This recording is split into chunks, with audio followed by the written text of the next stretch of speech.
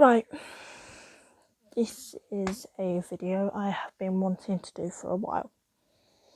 I've slept on it for days on end, weeks on end even, and I think I'm about ready to tell it. So sit back and watch. For those of you who know me and have known me for a while before I came into this job, will probably know what this video is about. But for those of you who don't, just sit back, because this will explain quite a few things to you. So on the 31st of August 2017, my life changed forever. And it changed for the better and for worse. The 31st of August is a significant date to me because it was the day I was raped.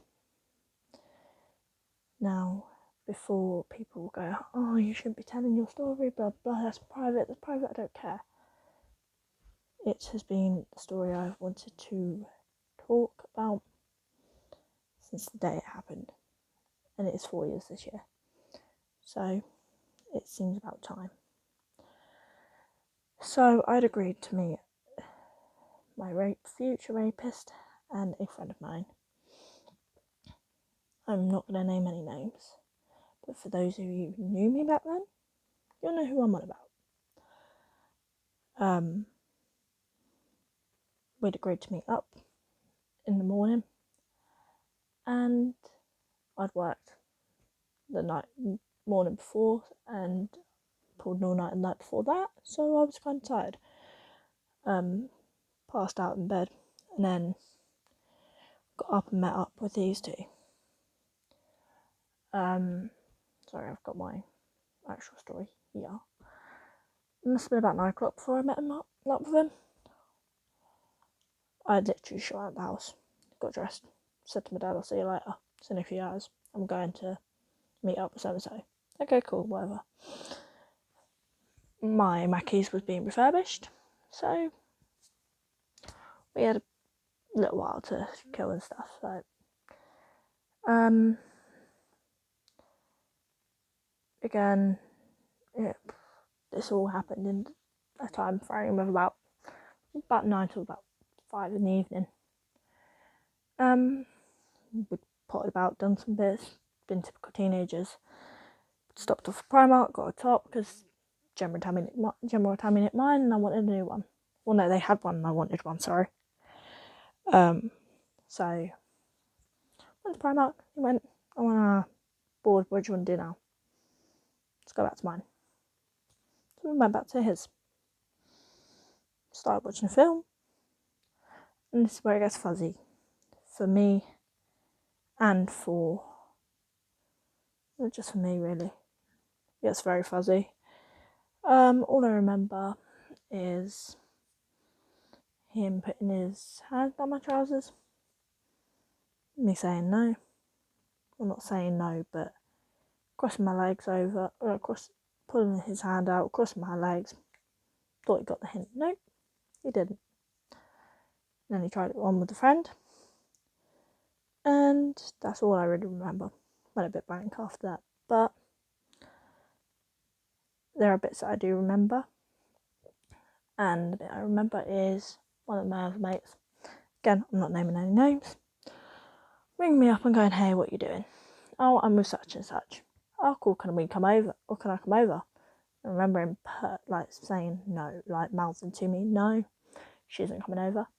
I'll meet up with you after. Me and so-and-so will meet up with you. Yeah, cool. That's all I remember in the house. I remember walking out the house. I remember getting on the phone to this friend. We'll call her Kaylee for this. I'm not doing actual names, but... And I said to Kate, I rang up Kaylee and she went, what's up? I went, Kaylee, me and Claire have been raped by Tyler. Again, all fake names. And she went, what, when? We were like, just now. That's why you weren't coming. That's why he didn't want you over. How fast can you get to the Costa near work? We're about half hour away. Okay, meet up with us there. Me and Em will meet up with you.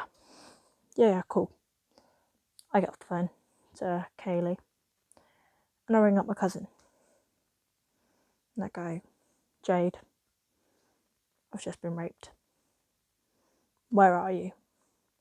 Just come out of his house. We're walking to meet up with Emma and Kaylee at the Costa near work.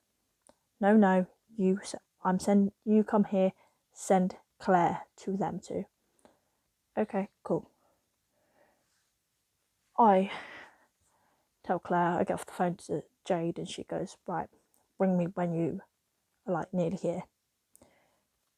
Or ring me when you two separate, because at least then I can keep you on the phone in case anything else happens. And I remember going to Claire, I'm going to my cousin's.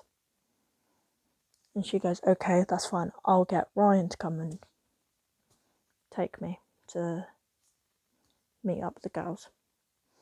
So we split up and Ryan was on his way to meet up with Claire to then take her to meet up with the two girls.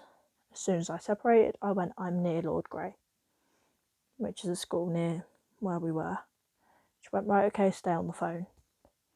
So I stayed on the phone the whole time, and I was on my way to my cousin's.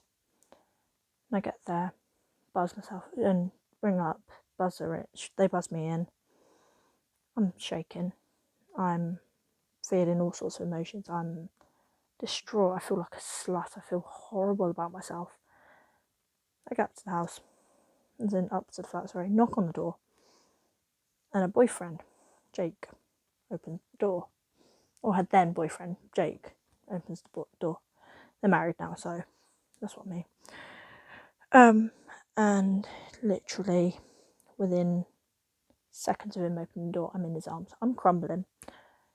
I had this big wall up and I just crumbled. Jade's a little boy. So my second cousin sees me, runs up to me, gives me a hug. Jade sits me down on the sofa, and no joke, I'm freaking. Sorry, hang on. Hang on a second. Jade was like to me, Shan, we need to call the police. I was like, no, don't want to. Shan, we need to call the police. This isn't right. Okay, ring the police. So she brings the police up. I'm in my favourite, I'm not even gonna lie to you guys, I was in one of my favourite leather jackets, and I just wanted to tear everything I was wearing off. I just wanted to be out of it. I just wanted to be clean, but I couldn't.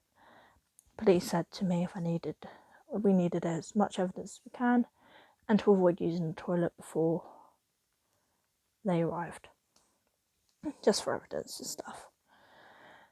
And so I agreed. And Jade was like, we need to get you out of these clothes, just so that it doesn't get tampered with or anything like that, and evidence doesn't get passed, whatever. So she gives me some of her clothes. I get into them. And she goes to me, Shan, we need to ring your dad. And that's the next step. Ring your dad. And I went, I don't want to call dad. I don't want to tell anyone. I don't want no one to know. Shan, we need to call your dad. This is serious. Right, okay, call dad. But you speak to him. She gets on the phone, and the first words that come out of Jade's mouth is, Terry, don't freak out. Shannon's been raped. Those are literally the first words that come out of her mouth. And Dad starts freaking out. Where is she? What's she doing? Jade calms it down. She's at mine. She's with me and Jake. Okay, give us an hour. We'll be there. Bear in mind, this all happened at about 5 o'clock-ish. Dad rings Mum up. Mum freaks out, drives back to the house because she's on her way back from work, picks up my dad, and they're at my cousin's flat within 20 minutes, half hour the most. Must have arrived about 5:30, 5:45. I'd like to also mention that when my little sisters found out, Gemma busted a knuckle because of finding out, because she couldn't protect me or whatever.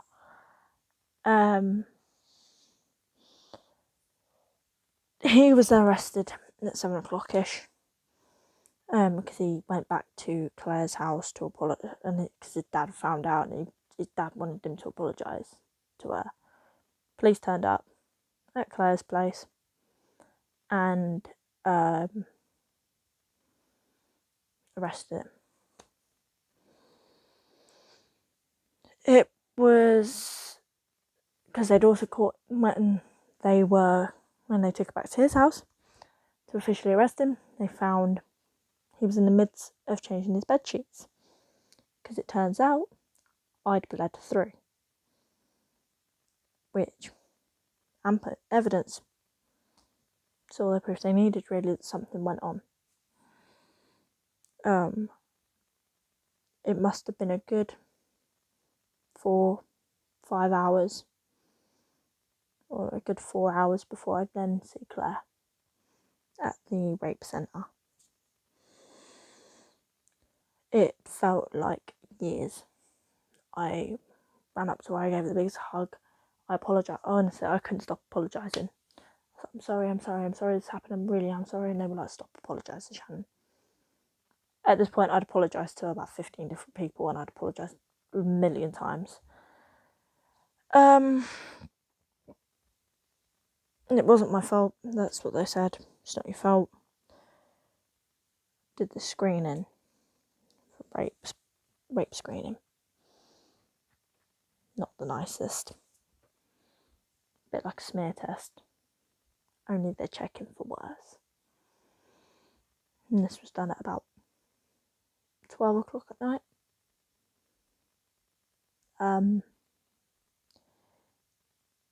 I couldn't have done it without the woman that was there. That's for sure.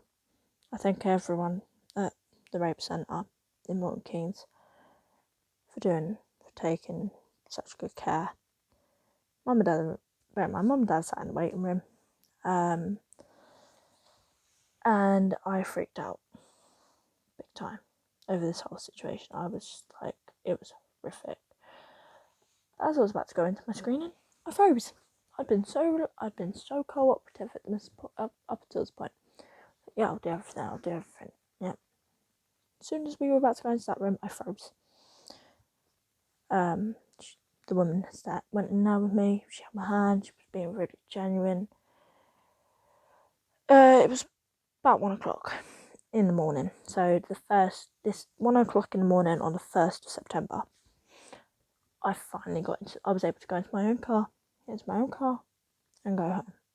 But I will say this, I wouldn't wish it upon my worst enemy, but they give you like this pick-me-up bag, and it comes with like shampoo and body wash and lip balm and just things to make you feel better about yourself.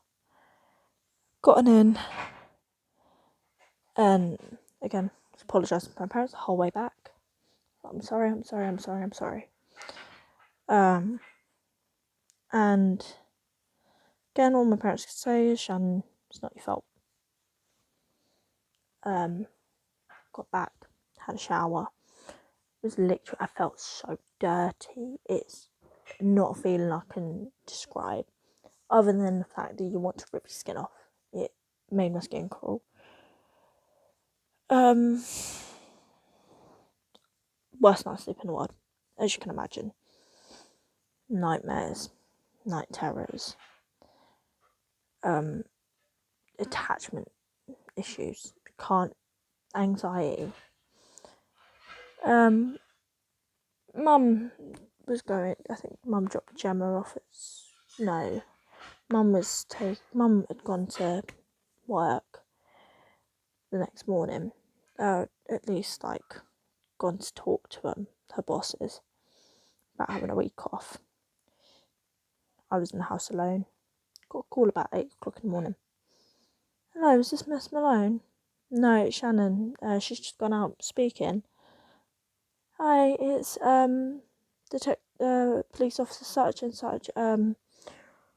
We got to just thought we'd inform you that we questioned Tyler at 1:45 this morning, and he has been released.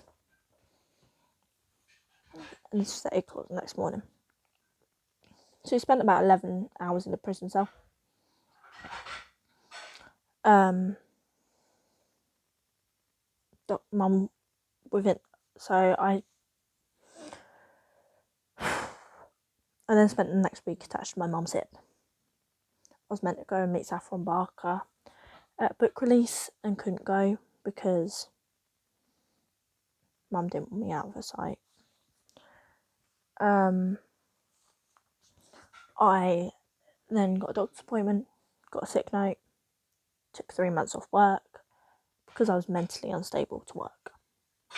Again, my boss was fine with it. Never been so sweet.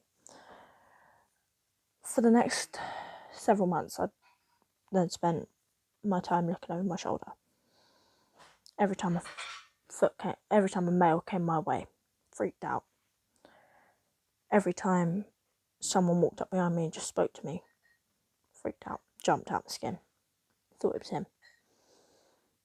I was looking over my shoulder more than anything. Went in early the next week, had my interview. Find out later that week, not going to court. Brilliant. Did you know 7% of rape cases only go to court from conviction? 7%. Well, that's the last time I heard. I'm pretty sure it's still at that. Again, I don't think I could have seen myself go through court. Not with how mentally unstable I was. I was terrified. I'm terrified, and still am. I see a guy that looks even remotely similar to him, I freak out. I see someone move the same way as him, someone do something similar to what he did, I freak out. To some extent, I'm glad he didn't go to court. I couldn't have put myself through it, but I'm upset that he didn't. I'll never get the justice I deserve, and neither will Claire. We'll never get that justice, and no doubt he'll do it again and again and again until someone steps forward, and he finally gets that.